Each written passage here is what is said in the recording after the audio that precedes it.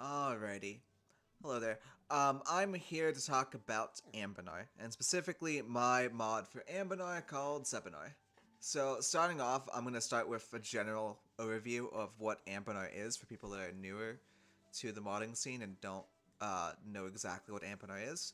So, Anbennar is kind of like a D&D inspired world. It has trolls, goblins, harpies, halflings, all kinds of different races.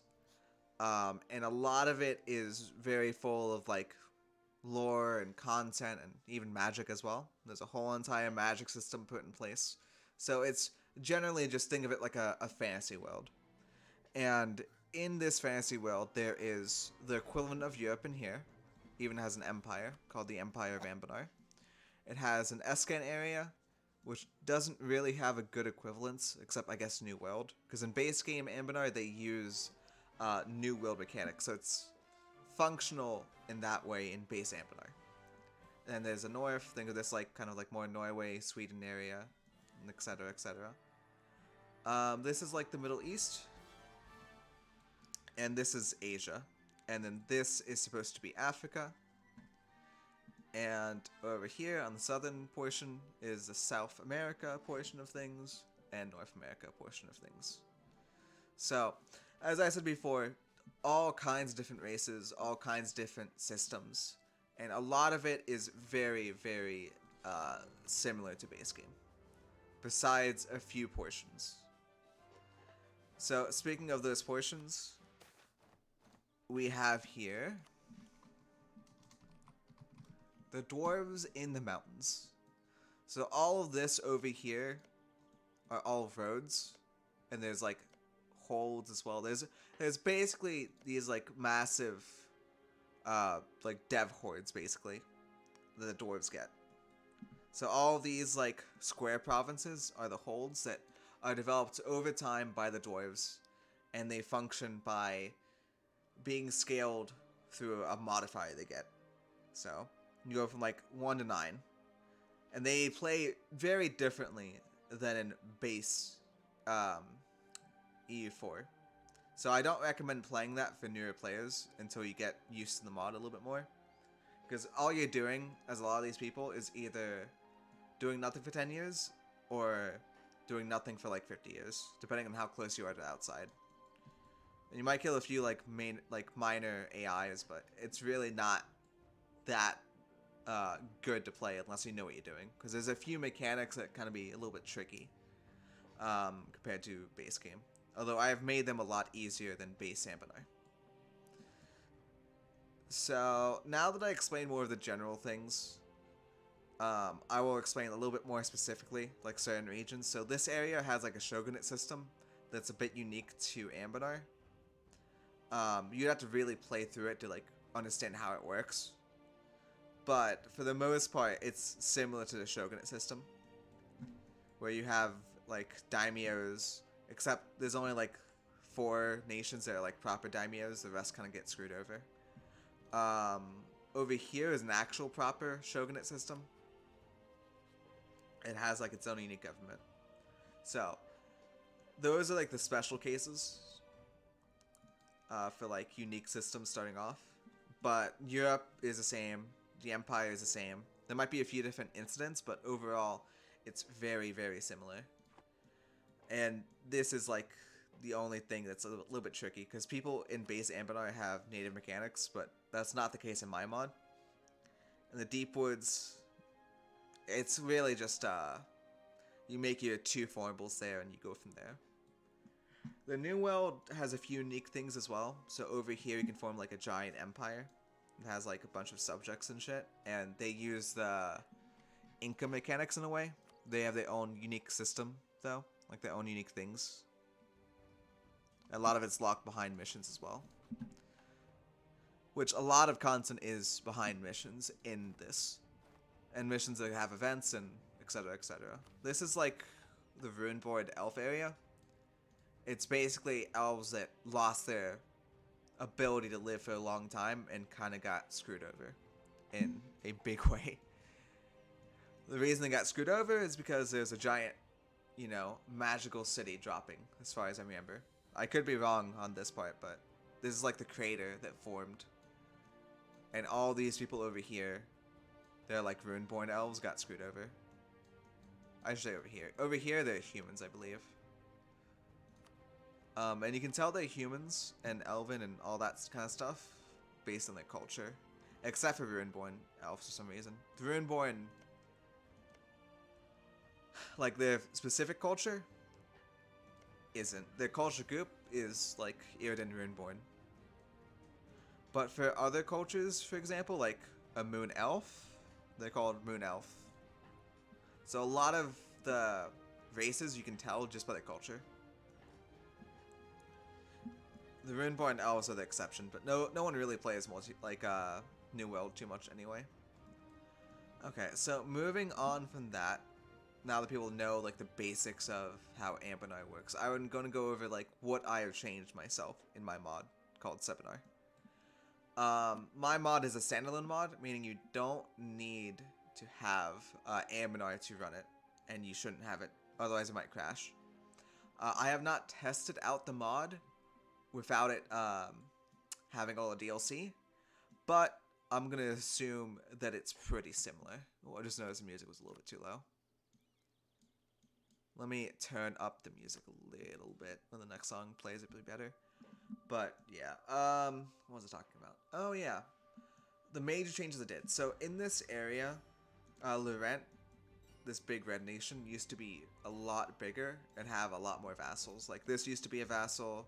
It used to have a few more provinces, and overall, compared to base Anbennar, there's a pretty distinct difference in this region. Over here, it's kind of a similar thing, where it had like a couple vassals, like one vassal over here, one over here. It lost a bunch of land here and here and here. So overall, just trying to break up the bigger powers so it's not painful for seeding. That way you don't have like a Laurent and Gwed just run down everyone around them because they start so much bigger. So that's kind of like the balancing aspect we changed over here. Besides that, we've also done stuff to the command. And if you've played base Anbennar, this used to be another big power that owned a lot more land and started with the highest dev in the game, besides like the Raj, not counting its vassals and daimyos. And going on from there, we also got rid of the Forbidden Plains, which in this region there are humans in this little area, which are too isolated to really make an impact in multiplayer for a good long time. And that's kind of why we kind of threw them out, because Sebennars is like a multiplayer focused mod. It's more about balancing and entertainment for multiplayer, although you can still have fun with single player. Over here is the ogres. They had a lot of issues with them being very weak and need a lot of fixing, and they're even more isolated than like even these people. And it'd be another balancing aspect that I did not want to go through. The centaurs were, yeah, broken. They're like OPM miners. They're hordes that get 100% cav ratio with cav modifiers, and they just do not work for multiplayer, because the way they function is you have to keep conquering and basically conquering the whole entire world as quickly as you can, and they're a bit too broken for multiplayer, and it requires extensive fixing, and a lot of people don't want to play them either way because it's so isolated. So speaking of different areas though, in the New World we killed a lot of natives. For one, because they take up space. Another, because it leaves more room for adventurers to do stuff. And it's a lot easier for adventurers, don't have to worry about them, and colonizers. Another, they can cause lag, so no one wanted to play them, cause lag. At least in multiplayer, it's not something we wanted to keep in. Now, besides the natives, we have a decision that deletes 2 regions. One is this region over here. The other is this one. We delete the Africa portion because right now it doesn't have enough content, so we can't really justify having this portion in. It does not include null clause, by the way. I'll show you exactly what gets rid of through the decision. There we go. So yeah, this gets deleted, and this gets deleted, including the Onis and all that. We delete this region, not because there's not enough content, it's because we don't really have the player capacity to do that, because you need 50 players, or 45, 50 players, to actually seed a Khalez without people just having insanely free games, which is not good for multiplayer. So going on from the map changes we've done, we've also added a few different things and taken a few different things from different mods. We've asked permission for the things we've taken, by the way, so there's no confusion there. So one, we added monuments. Each monument provides a little unique bonus. So this one provides like goods produced, tax. We try our best to balance the monuments that we've taken from other mods. So every single one is not like completely broken that you have to invest all your money into to get like win wars and all that, but there's still a few that have really good mill modifiers like fire damage received, but they're not like broken. We've also buffed the base game monuments of Anbennar to be a little bit better. It still needs a little bit more work done, in my opinion, but overall they're not as bad. They have a purpose. Like this one provides like a very good defensive fort, even though it's a farmland, and yearly prestige. So it's a little bit of usefulness there. Now, going on from there, we also have the Wiki Mod. So if you're ever curious of how a certain nation is structured in the lore and how they function in the lore, you can look at that. Or if you want more general information about Canor and about certain regions, it describes a brief history of it.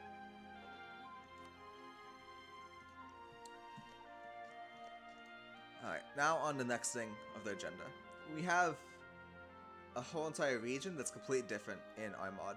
In our mod, there's no native mechanic that's used, it's the old system. The old system was Siberian frontiers for the monsters and colonizing normally for the humans.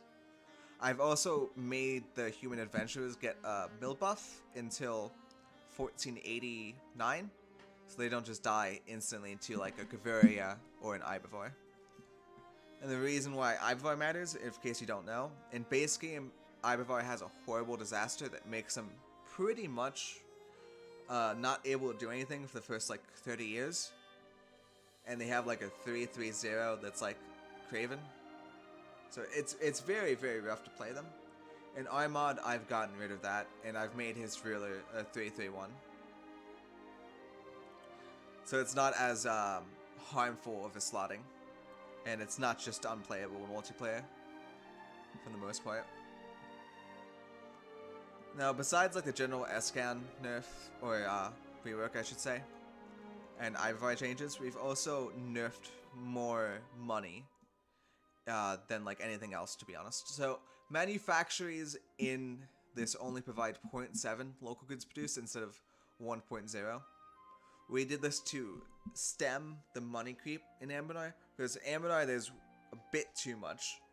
There's 2 end nodes, so there's like an English channel, but a little bit uncracked because there's so much more dev possible. Because base Anbennar has a lot of dev cost modifiers, it has very, very rich trade goods that are unique only to Anbennar, like Damesteer and Mithril. Mithril really only affects the Serpent's Reach and the cave area, but still.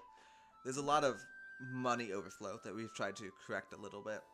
We've also, besides doing the nerfs to like manufactories, we've also nerfed soldier households, and we've done like a little bit of changes to like temples, for example. They give +1 local missionary strength, so it's actually a bit more utility in that regard.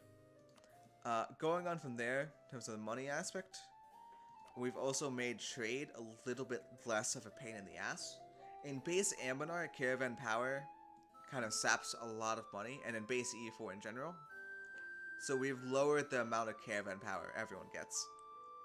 That way nodes like this aren't just instantly losing all its value at game start. I've also made it so when trade goes like from one node to the other, usually it increases in value by like 5% or some number like that. I have made that like 1%. So there's less money hopping and infinitely scaling, basically. So that, like, for example, that 1.17 would be added in like 5% to be like, I don't know, like 1.30. And then that 1.30, if it goes to a different node, goes up more. So it's kind of an issue with trade in general, the way it works. It kind of compounds too much money. Alrighty. Now for other things we've done. We have buffed a lot of races specific to Anbennar. So every race in Anbennar has a human admin, or a human admin, or human military, or a goblin admin, goblin military, etc. Like every single race has a modifier attached to them. So elves, for example, get tax, production, tech cost increase, stuff like that. The military for elves, for example, they get minus 50% manpower recovery, which is very rough, but they get 10% discipline and a bunch of other modifiers. Humans in Anbennar are the base. We haven't touched those. What we have touched, I'll show you the human modifiers before I go on to the ones we've touched. Humans are just 2.5 all power cost, culture conversion cost, and then the morale. It's a bit generic. They're supposed to be the baseline. Now, for countries we've touched, in terms of their actual modifiers. So kobolds used to have like a really hard negative in base Anbennar. The negatives used to be 10% fire and shock instead of only 5% like it is in our mod. And they used to get less manpower and force limit. So we've buffed them a lot. And unlike in base Anbennar, we've made them Tech 3. So they're actually more viable in multiplayer. Otherwise, they kind of get steamrolled. You can't play kobolds in multiplayer if they're in base Anbennar. Well, you can, but it's not good. The trolls are the other ones we've also buffed. They start Tech 3. I've even buffed their ruler a little bit to be a 3-3-6. So, more viable in that regard. Their military, I also buffed. They used to have a negative to like manpower, I believe. I removed that. And I think that is all I did for that.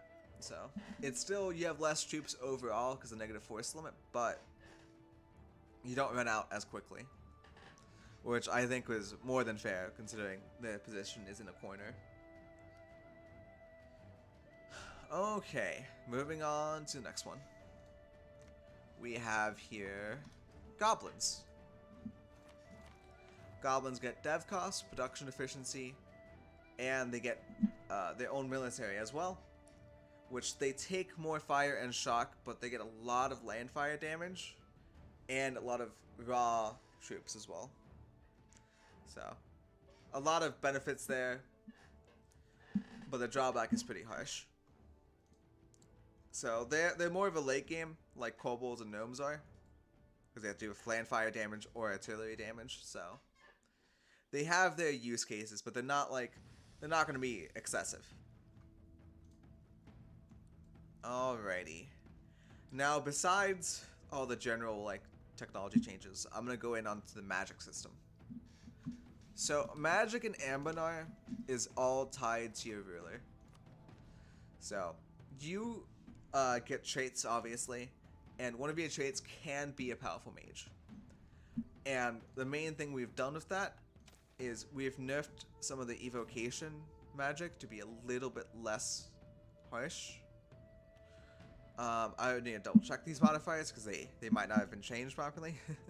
But yeah, basically we've made it less harsh. Like, it's not as crazy strong. We made evocation weaker, and besides that, divination on the other hand, We've made the all power cost from that, if legendary, only 20%, because it was 33% in base game. It's too much. It's still 10% for talented, so it's still very useful. It's still like 30% reduction, but it's not as crazy.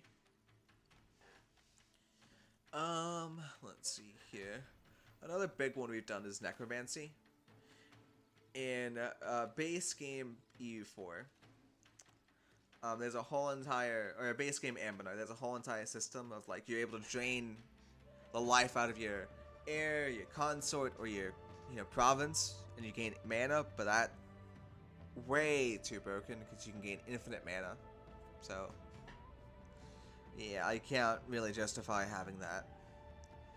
The other big change we've done is Undead Army. So for Undead Army, which is another thing you can click as you study and get more advanced in your field, gets a lot of modifiers in base Anbennar that are way too broken. In my mod, we've very much gutted it. So the damage received, not in base Anbennar at all. The fire and shock damage is either not there or a lot less. The discipline isn't there either. So the reason we had to do this is because they don't take damage off of reserves. They can downstack the whole army. And because the modifiers are so crazy and kind of fun, they're just millions of troops is what you can get. And we can't really justify having that in the game without some hard nerfs, so you don't just lose every single battle. Because before I nerfed it, and before it was like even a lesser version of my nerfed version, when it was only like what 50% reduction in damage in the last patch, he was still 4v1ing, and that is not inherently healthy for the game. So I nerfed it a little bit more. Slackening has been changed, so them having more manpower, you can't just instantly gain like 400k manpower like you could last patch. So it's a lot weaker than it is in base Anbennar and in general. So like it's in a good spot overall. Let's see here. Besides that, I think that's basically covered for the magic. And if you're new to like the magic system, basically all you need to know is one second. I'm gonna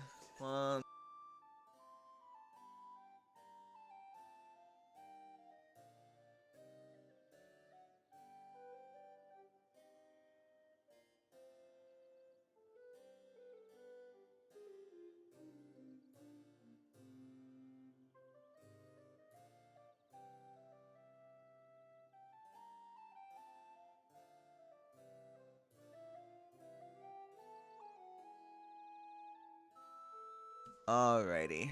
Sorry about that. Someone came in. So besides like the magic system, I was going to explain how it worked exactly. So I explained the nerfs, but if you're a bit newer to the magic system, rulers can get the powerful mage trait, like Mage Jam.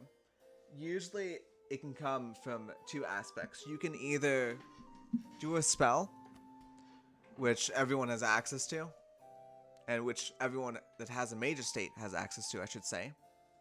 And so anything that's not a tribal nation has access to the mage state. And anyone that has access to the mage state can then do spells, and these spells give certain modifiers. And one of the modifiers at the end is if you have a consort, you can try to get a powerful mage heir. And this lets you get the really crazy mages that let you do all kinds of crazy stuff. So that is how you get it. And then all these spells you can do also give different modifiers and stuff. So this is good for wars if you want to do all that. This is good for scrying, so you can get Fog of War lifted out so you can see all the armies. This is good for like fabricating claims. You don't really use this one. This one's not really used either. This one gives you morale of armies and lets you also reveal who you're fighting. So this infiltrates administration as well. It's the same kind of concept. Aid construction gives construction cost and construction time, and all these modifiers scale based on influence. So the more influence you have, the more powerful these modifiers are. And you can also do ward spells, which give you defensiveness in certain provinces. So this one gives you defensiveness in like all your forts basically. This one gives you more defensiveness in your capital. So this is more useful if you're smaller.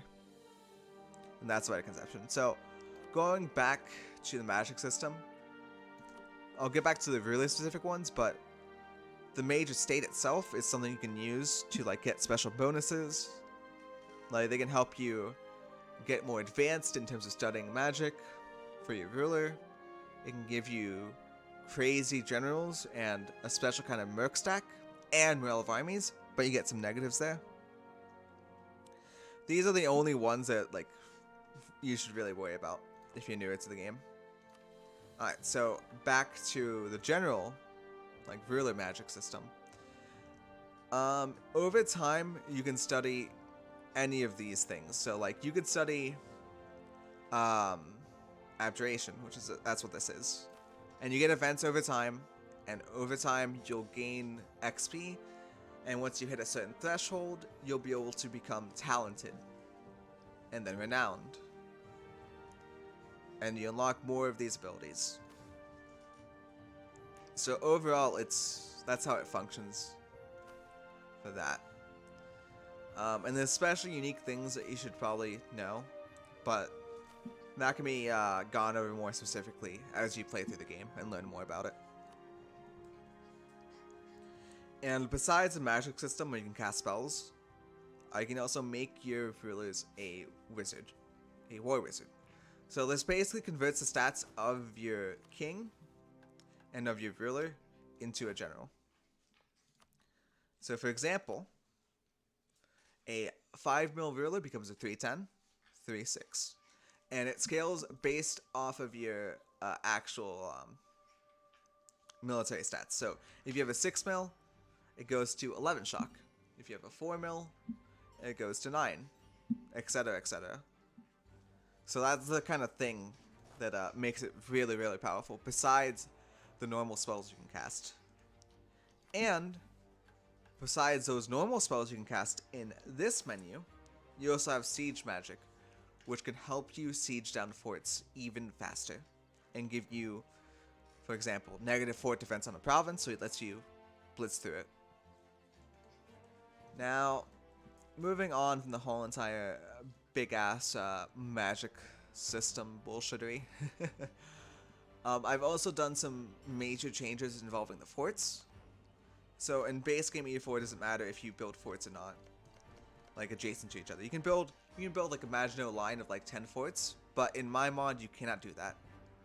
If you have a adjacent fort that's not your capital fort, or a few exceptions, and those exceptions involve special provinces, you will get a negative fort defense minus 250% in the province. So don't build adjacent forts, please. Unless it's near unless it's like on your capital. And the few exceptions. You'll know when you fuck it up. Besides that, we've done tolerance changes. So tolerance beforehand didn't really give anything. It just gave unrest. We've made it give goods produced and manpower. So there's more of a use for it.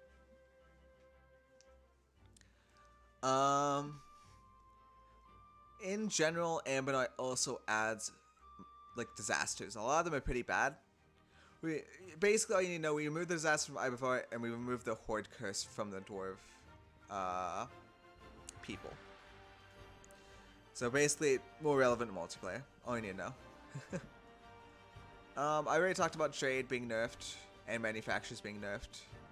Another general change I've done is made the encourage development edict supply limit modifier instead of development.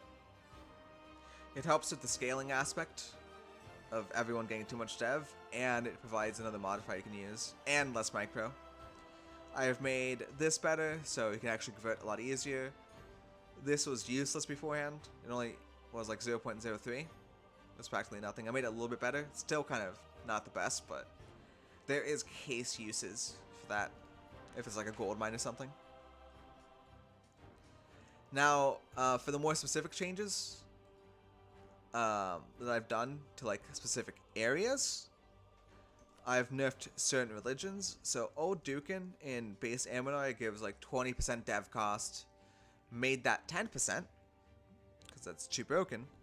I nerfed the gather army crap so it doesn't get like 500k manpower instantly. I buffed region court, so in base Anbennar it's kind of whatever. You get like 1 or 2 good ones.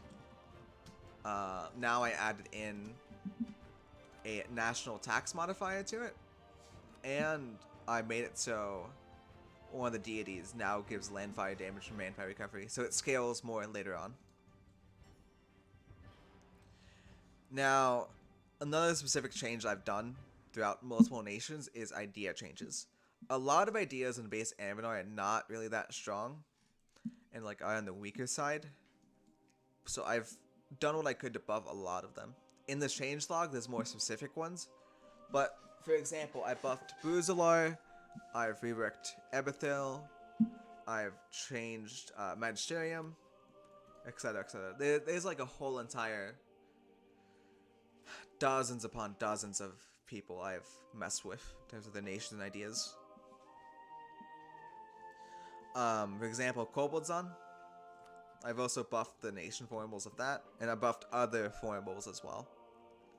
I buffed Bajanrik, and overall I buffed a lot of rulers as well. So, Gwed, Laurent, Erviksten, etc., etc.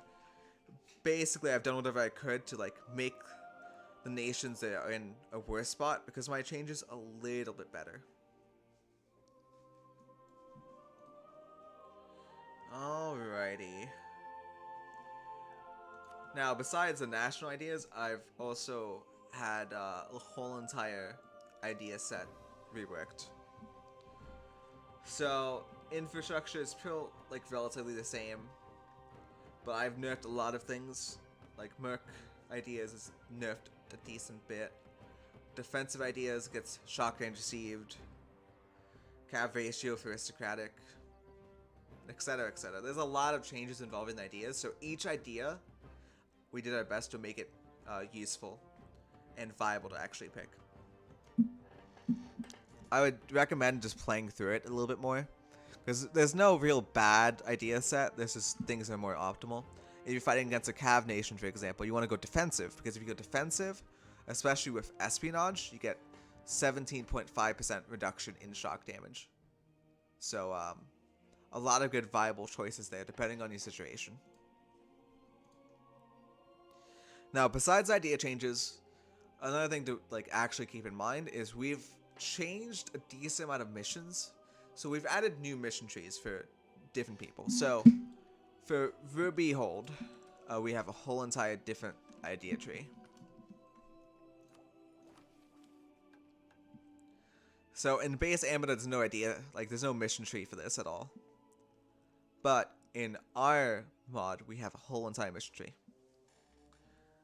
And I'm not going to spoil all the stuff about it. You can play it yourself and look at all the interesting and unique mechanics of it.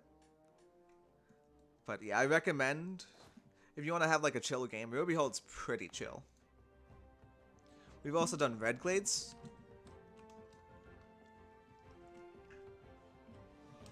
For this one, I'll be a little bit more spoily. So this one, it's all about having all the glade ways and all the glades over here, all the crazy little like winter glade, all the kind of forestly areas. And the whole entire point of it is to like expand your influence into surrounding regions and basically doing what you can to be the strongest power in this region, as well as developing your own country. So a lot of missions involve like building mage towers, deving up these provinces, etc., etc., and developing forest regions in and around you, and establishing more elven populations in those areas, as well as some very interesting things with their religion. So I do recommend you do check them out. Let's see here. Vycock is another one of the ones. So before it had nothing as well. And the whole entire way of progressing as this nation through the mission tree is basically just expanding, and as well as dealing with events and a lot of unique things like trying to burn down Buzaloi and all that stuff. So it's pretty good. It's a lot more value to it, and you're trying to like basically create a new kingdom in this area, and there's even a unique government type as well. So besides those new missions, we've also changed a lot of missions. Like Wex has changed, Helgear has changed, Magisterium has changed.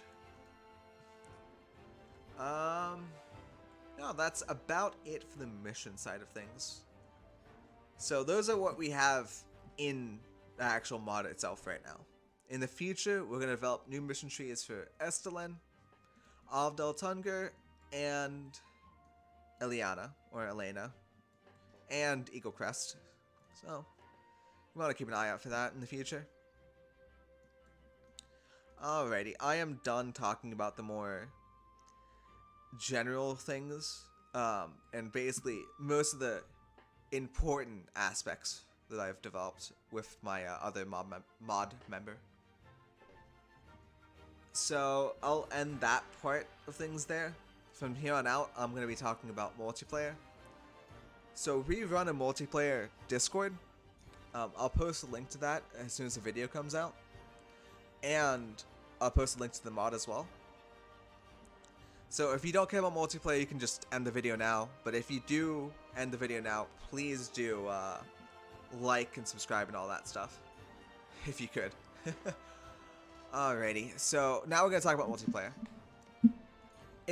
If you've ever played like base E4, especially multiplayer, you probably know some of the general things to do.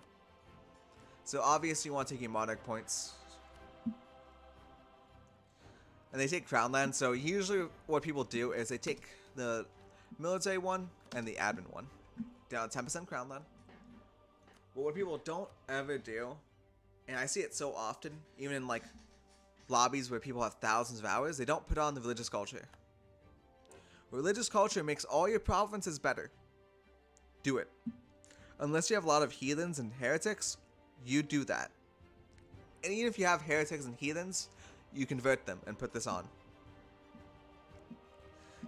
So in a normal setup, you do that. And usually, in my mod anyway, people don't usually put this on until they get stability. But in my mod, in the first day after we start, people get 1 stability. Oh. Yeah. See, that was my fault there. If you don't know this, if you don't have Terra Incognita on and you do like a million console commands, it can crash your game. So, sorry about that. I will get back to our regular scheduled program in like a minute because I don't take long.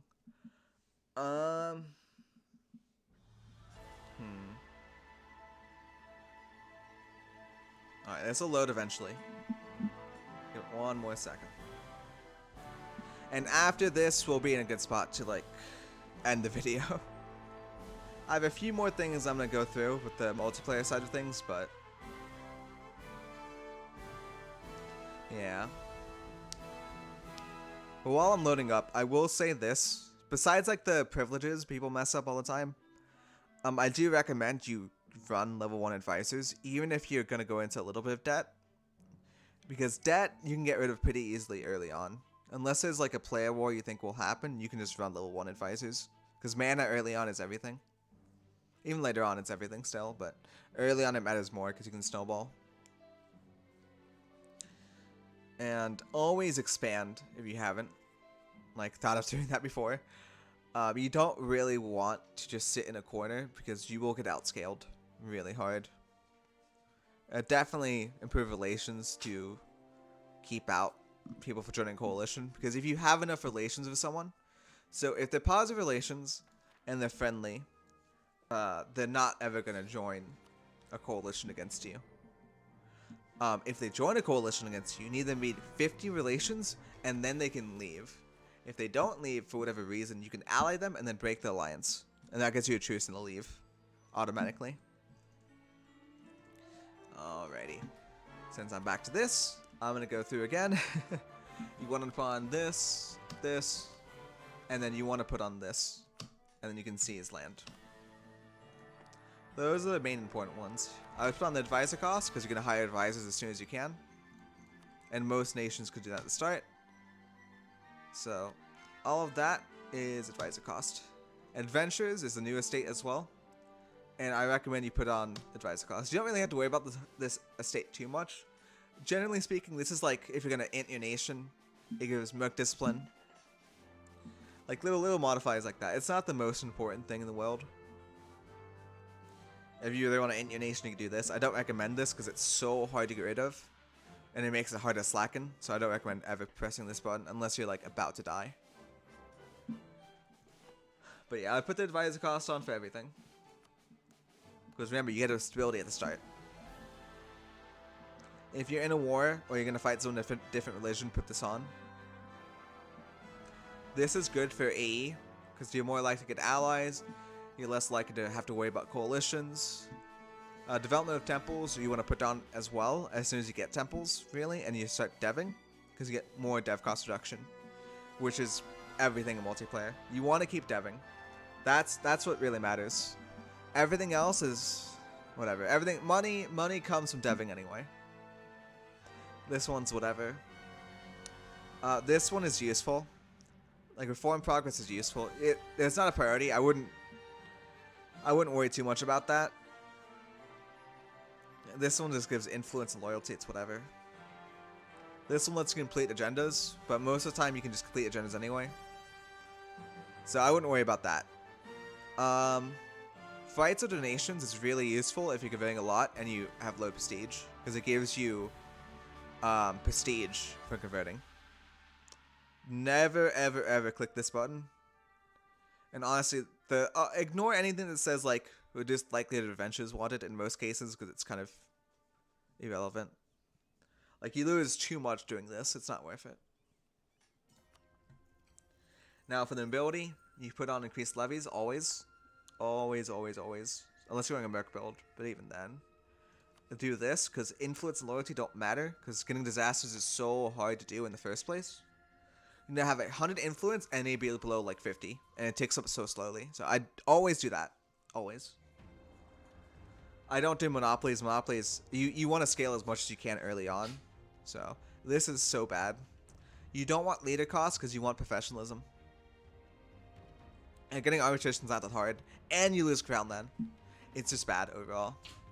This is very useful in a death war because it provides a lot of unique utility. Especially stacking with ramparts. Nah, that one's okay. It provides a cheaper advisor, which is useful.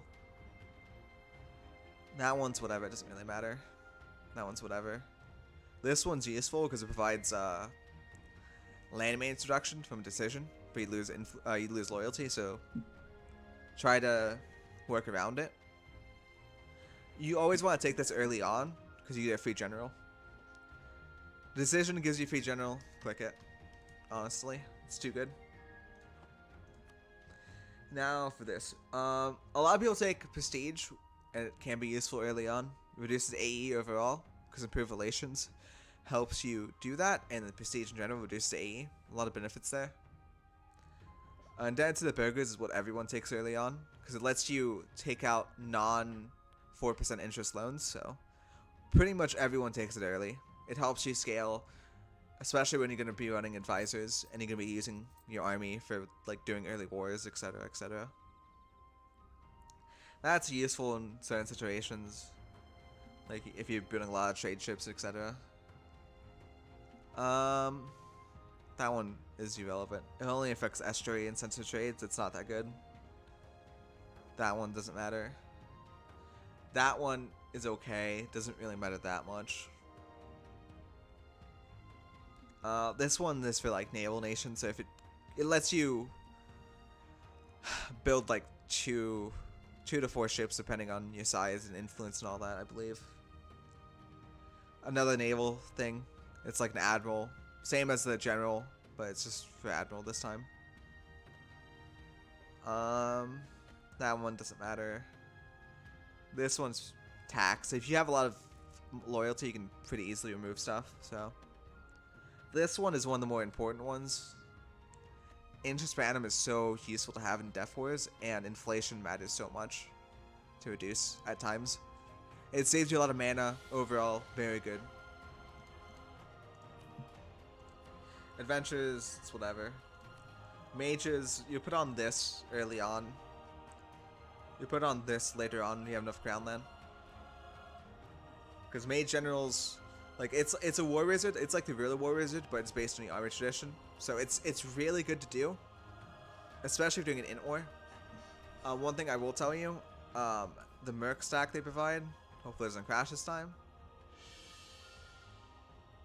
Oh. Yeah, the Terra Incognita. Don't do console commands of Terra Incognita. Like being off, it can crash the game. It's a very weird bug. So that privilege I put on for the mages gives me this, which is very cracked early on. So if you're gonna Death War, you probably want to have that for the first fight. And after the first fight, it becomes really fucking ass because you reinforce 50% slower. It's really bad. Like after the first like 2 battles. What else am I gonna say? Oh yeah. So agendas in EU4 have set conditions to fire. So let's say, let me do a different nation. Let's do Buzalor. Oh, click to behold. Okay, well, good enough. So right now I have 14k manpower. If I do a little something, I build this. I don't finish building them, and then I click agenda. Oh hey, I finished this agenda by getting 50% manpower. And I get a half-cost advisor. Interesting.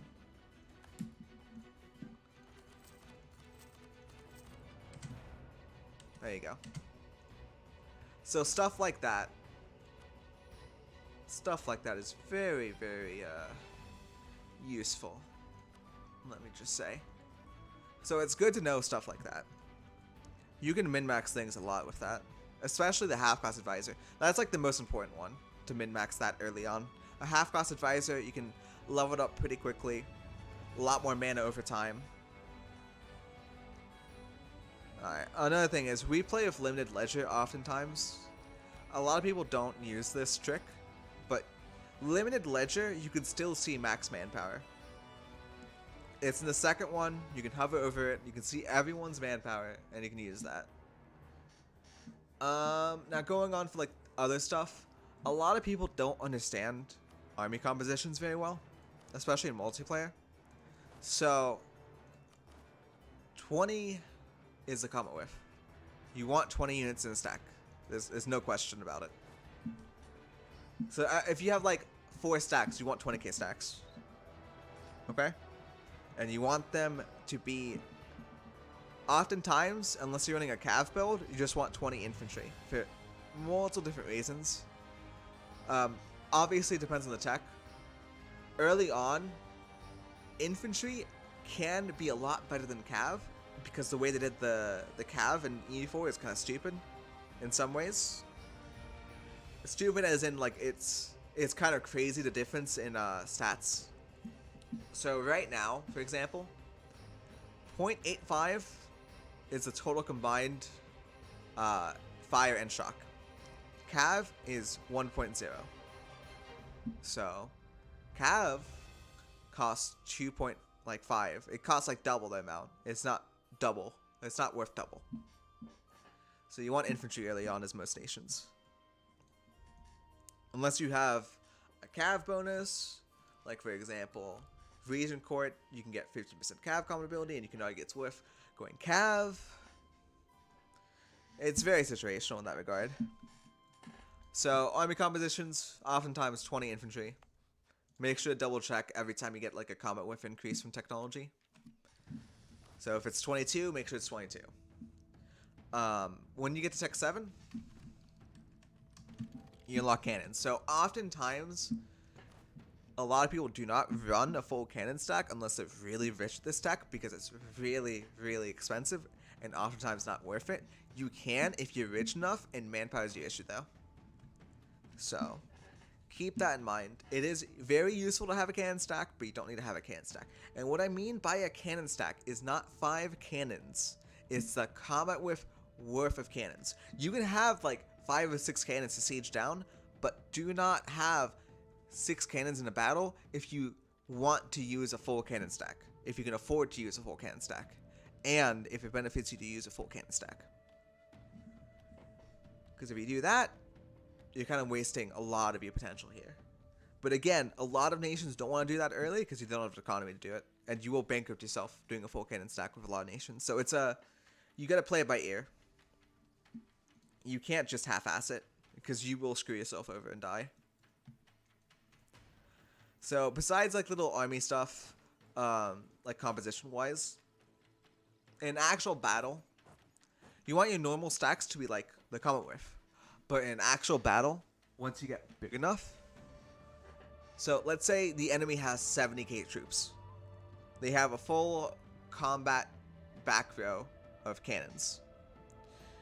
You do not want to engage with only a 20k stack, because the way combat works in the first like phase is that your front line gets screwed and you have nothing in reserve. So usually what people do is they have the 20k like stacks, the combat worth of stacks.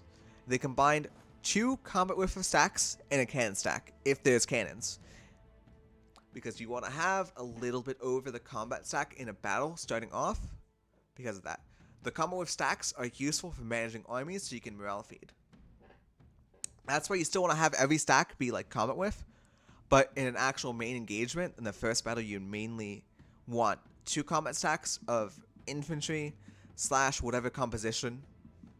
Like if you're running cav, for example, and you want like a combat stack of cannons. And what you want to do is, if you're fighting a battle, you want to do something that's called morale feeding. You do not want to stack every single army in a battle, because the way armies work in E4 is you lose morale from your back line. Like as in your back line, as in armies that are not fighting. So if you stack all of your armies in one battle, you're going to lose if the other person morale feeds, because all your armies are constantly taking morale damage and they're not doing anything in the first place. So let me show you. There we go. Jesus. Let me play a little bit and I'll show you some things. Oh, why are you moving? AI, stop moving.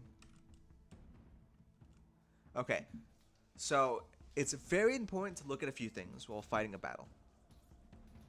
1, you can hover over the morale of the units. Now, this doesn't matter as much for like early on, but you know, if something happens, like your cannons get like fucked over or whatever, and you see morale of your cannons just non-existent, which does happen. Cannons can retreat even in the back row, not taking damage. Oh, hey, my cannon's about to run out. I should reinforce with more cannons. That's kind of the thinking you want to have. So, if your cannons are like 0.05 morale, you want to reinforce with more cannons, so you don't lose a cannon in back row. For infantry, for morale for infantry is a little bit different. You don't really have to worry about like the morale itself. You want to worry about the reserves. So, for example, they have 15k in the first rank, and they have 9k in reserves. Meaning they're fine. They can keep fighting. Their line won't break. They won't just lose because there's not enough men. It's very important if you're doing big battles to look at this number and make sure there's enough reserves to instantly refill the front row. Never, ever, ever like think that everything's fine and like, oh, you know, we're good on morale. Always check the reserves. Always check the reserves, because if you reinforce too late, you can get your whole entire army stack wiped, which is not good for the war. Now, besides that, you know, the more the common things, always have a morale advisor or a discipline advisor depending on the stage of the game. Morale, early, definitely. Discipline, you can argue later on, but again, it depends on your situation, as a lot of things in EU4. Morale is really good if you're close to winning battles and you don't care about casualties. So keep that in mind.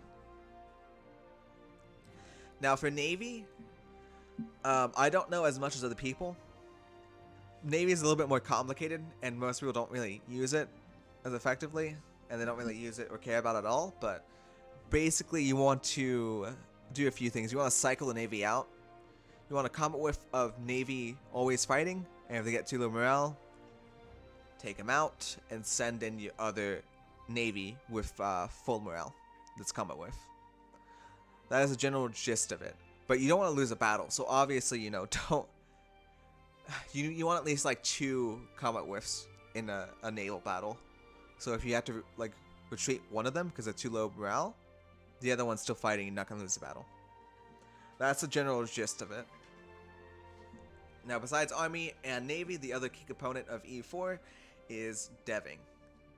So a lot of people like are very lazy when it comes to deving, and they're going to regret it oftentimes. So in Anbennar, there's Major State. You want them loyal because if they're loyal and they have high influence, they get you a lot of all power cost reduction. So at 60% loyalty and 75% influence, it is minus 10% all power cost. The drawback, of course, is plus 20% tech cost, but you get minus 10% all power cost. Use that while deving. And here's a little trick: if you have more loyalty than influence, you can just revoke a privilege. You can grant them this privilege and then revoke it. And they become neutral, they give no effect, and you can take technology. That's kind of the thinking you want to have while deving. Burgers, of course, 60% loyalty gives dev cost. You want dev with them at that point. And don't forget about development of temples, which gives you 5% dev cost on your provinces with temples and cathedrals, or cathedrals. Remember, no dev cost edict, so don't worry about that. Less micro for you. There is still prosperity, but prosperity is only 5%. It's not as major if you don't have prosperity, but you still want to have prosperity to dev, so keep that in mind. It has been nerfed in this mod, but you still want to do it. So going on from there, deving, let's go with trade again. Sorry. I'll tell you a few tips if you want to actually get better with trade. You want, if all your node is leaking, like let's say you own these 2 nodes. All your money is leaking from this node. You're losing a bunch of trade power there. What you do, start collecting in this node. Because that way less money goes to this node, and you keep more of your money in your own land.